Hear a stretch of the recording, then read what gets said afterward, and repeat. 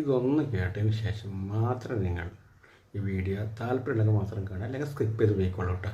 ഞാൻ ഇത്രേ പറയുന്നുള്ളൂ. പഞ്ചസാരയും ശർക്കരയും രണ്ടും മധുരമാണ്. ഒന്ന് ശരീരത്തിന് ഗുണം ചെയ്യും, ഒന്ന് ദോഷം ചെയ്യും.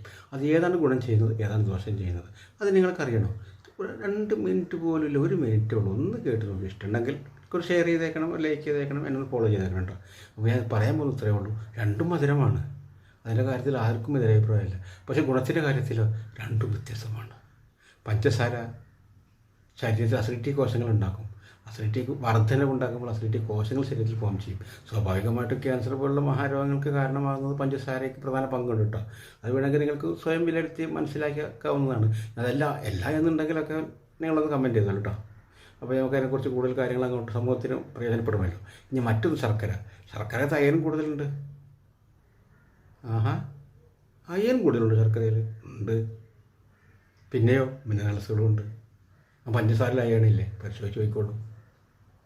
അപ്പോൾ അറിയാം രണ്ടിൻ്റെ വ്യത്യാസം. മധുരമാണെങ്കിൽ പോലും ഗുണത്തിൽ വ്യത്യാസമുണ്ട്. അപ്പോൾ ഈ വീഡിയോ കണ്ട് ഇഷ്ടപ്പെട്ടാൽ നിങ്ങളുടെ വീട്ടിലേക്ക് ശർക്കര ഒരു നേരമെങ്കിലും ഉപയോഗിക്കാൻ ശീലിക്കുമല്ലോ. ശീലിച്ചാൽ നിങ്ങൾക്ക് നല്ലത് ഇല്ലേ, അതിൻ്റെ ഫലം നിങ്ങൾക്ക് കിട്ടും. അപ്പോൾ വീഡിയോ ഇഷ്ടപ്പെട്ടാൽ ഷെയർ ചെയ്യാൻ മറക്കരുത്, ലൈക്ക് ചെയ്യാൻ മറക്കരുത്, പിന്നെ എന്നെ ഫോളോ ചെയ്യാൻ മറക്കരുത് കേട്ടോ.